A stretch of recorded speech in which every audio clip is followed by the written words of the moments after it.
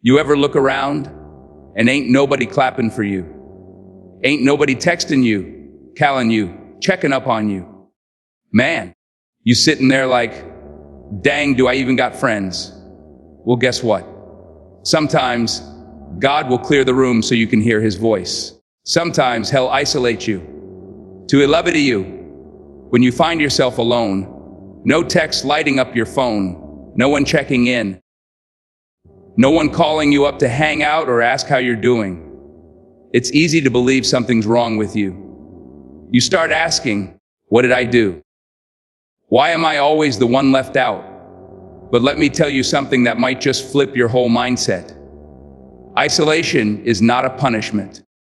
It's preparation. See, when you're going through something heavy in life, when you're being molded into something greater, God doesn't always let you have an audience. Growth doesn't happen in front of a crowd. It happens in the quiet, in the silence, in the solitude. You've got to understand something about how real transformation works. The most powerful changes don't happen when people are cheering you on. They happen when nobody's looking. They happen when you're sitting in your room, wondering what your purpose is. When you're broke, tired, and feel like nobody gives a damn. That's when God starts working on you. Not when you're surrounded by people, but when you're all by yourself. Think about the caterpillar. It doesn't turn into a butterfly out in the open where the world can see it. It goes into a cocoon, alone, isolated, cut off from everything and everyone. And what's wild is, it doesn't even look like anything's happening. But inside that shell, a transformation is taking place that'll blow your mind. Wings are forming, color is developing. It's being prepped for flight. But none of that is visible until it's ready, until the process is complete.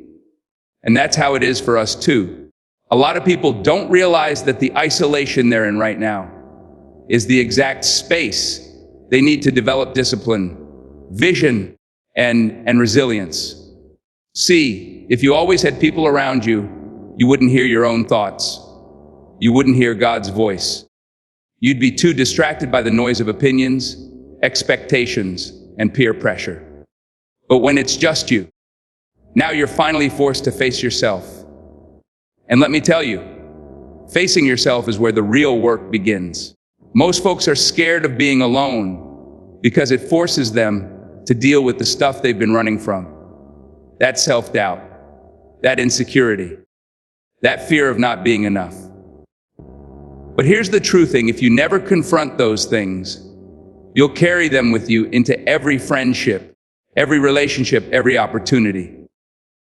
God isolates you to clean you up, to strip off the layers that no longer serve you, to break the habits that hold you back, and things we attract. And he can't do that when you're surrounded by people clapping for a version of you that ain't even real. Sometimes you think you're being left out when really you're being set apart. There's a big difference between loneliness and separation. Loneliness is emotional, it's the feeling. But separation, that's spiritual, that's intentional, that's divine. You're not being punished. You're being positioned. Now I know that ain't easy to hear when you're in it. I've been there. I've sat in rooms feeling like a stranger in my own life. Friends I thought were ride or die disappeared. People I trusted walked away. And I was left thinking I must have messed up. But over time I realized, no, I didn't mess up. They were just removed so I could finally look in the mirror and figure out who I really was without all the noise. And you can't pay for that kind of clarity. You've got to go through it. People don't like being alone because they associate it with weakness. But let me tell you something. It takes strength to stand alone. It takes guts to walk your path without validation. But that's where you grow. That's where you get built. That's where you start learning how to depend on something deeper than a friend's approval or a follower count. You start depending on your faith, your vision, your God-given purpose. That's when you start getting solid. So don't let the silence fool you. Don't confuse the absence of people with the absence of purpose, because what looks like a pause is really the prep. What feels like rejection is often redirection. That space you're in right now. That quiet, lonely space where you feel invisible. That's where champions are made.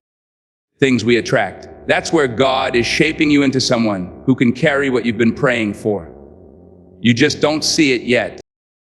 God removes people to reveal your purpose. That sounds harsh, maybe even unfair, especially when it's people you loved, trusted, or thought would always be there. But the truth is, not everyone in your life is meant to walk the full journey with you. Some people are there for a season, a chapter, not the whole story. And when you start growing, when you start aligning with your calling, God will start shifting things around. That means sometimes He'll pull people out of your life without warning. No explanation. No closure. One day they're in your corner, and the next day they vanish. And it hurts. But that pain, that silence, that's where purpose gets loud. You've got to understand. God isn't in the business of making you comfortable. He's in the business of making you capable. Capable of fulfilling what you were created to do. And He knows that some relationships, some friendships, some crowds, they dilute that calling. They slow you down. They keep you locked in old mindsets. So before He elevates you, He isolates you. Before He blesses you, He cleans house. And part of that cleaning is people.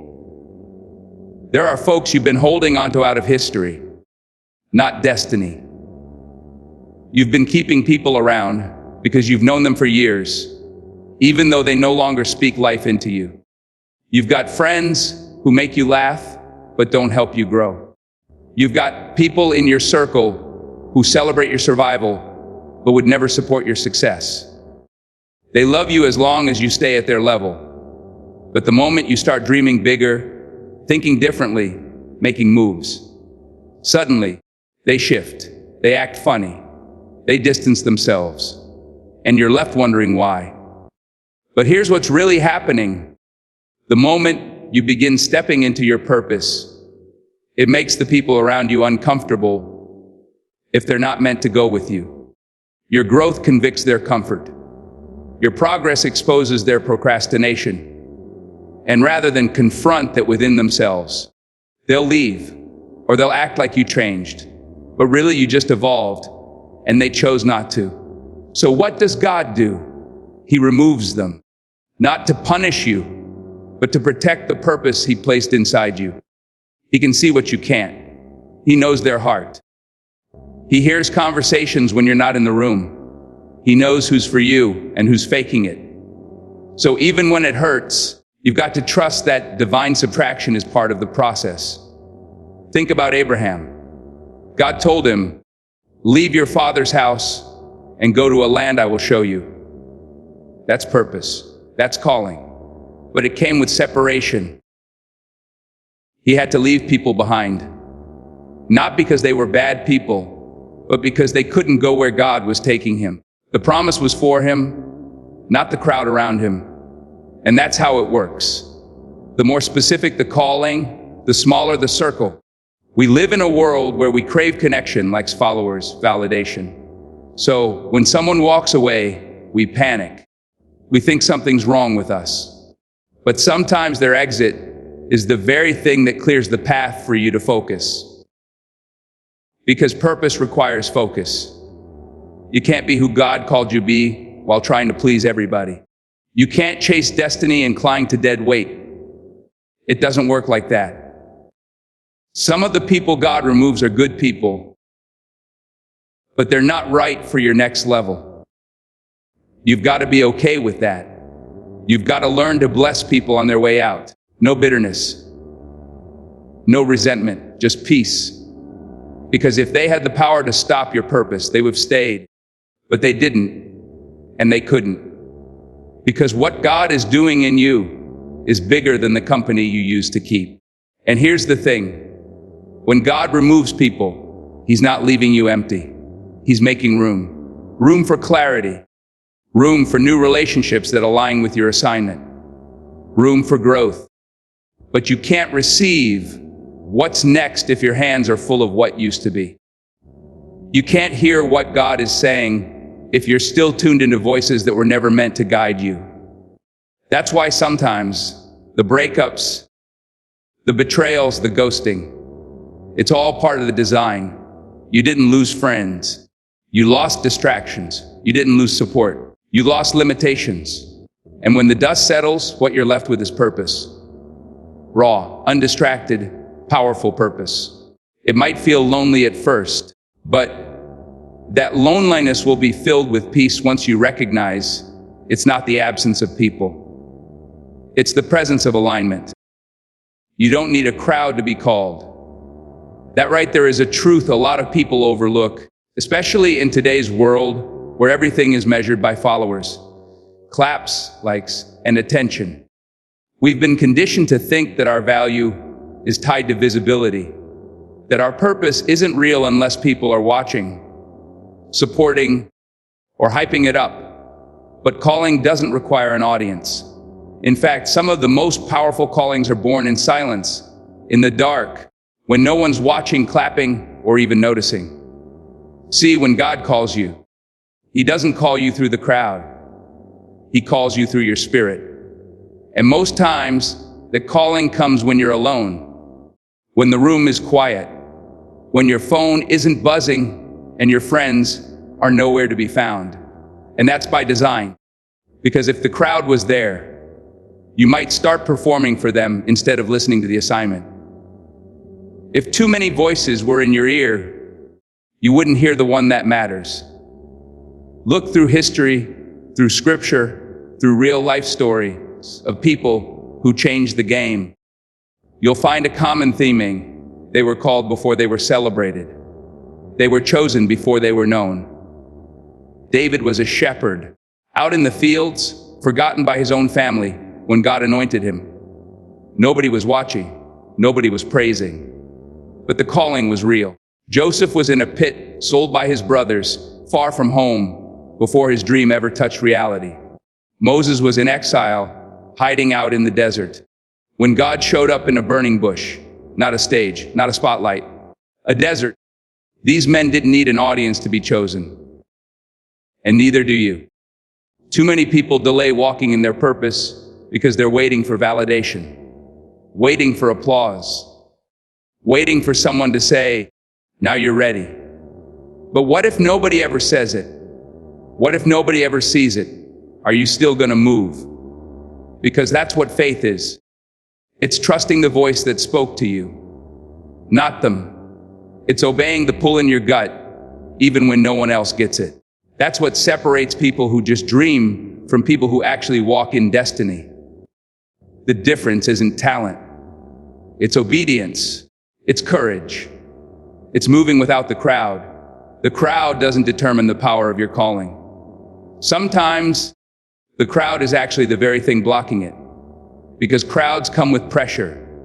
They expect consistency, predictability, performance. And purpose doesn't always move that way. Purpose is messy. It's unpredictable. It grows in the shadows. And if you're too focused on entertaining the crowd, you'll miss the transformation happening in your character. You'll start doing what's popular instead of what's purposeful. The truth is, the crowd will cheer you today and forget you tomorrow. They're loyal to their needs, not your vision. So why would you wait on them to believe in what God already confirmed in you? You don't need their confirmation. You need conviction. You need clarity. And you get that in solitude, not on stage. It's in the quiet moments. Those 2 a.m. nights when you're battling doubt, when you're praying with tears in your eyes, when you're journaling dreams that sound crazy, even to you. That's where your calling is formed. That's where the real strength is built. Because when you finally do step into that spotlight, you'll be ready. Not because the crowd said so, but because you know who sent you. And let's be honest, not everybody can handle your calling. Some people will question it. Some will mock it. Some will try to shrink it so it fits their understanding. That's why it's so important to get rooted in it before the world sees it. You've got to know why you're doing what you're doing, who you're doing it for, and what you're willing to sacrifice.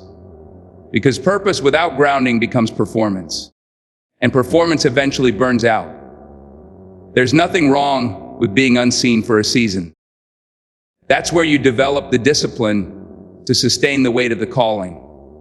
That's where you learn to rely on God, not approval.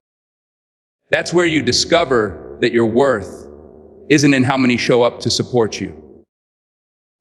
It's in the fact that you showed up for yourself. So many people wait for the crowd before they move, but the ones who shift the world, they move first. They answer the call in the wilderness. They build when nobody believes. They speak when nobody's listening. And eventually, the crowd catches up. But even if they don't, the calling still stands.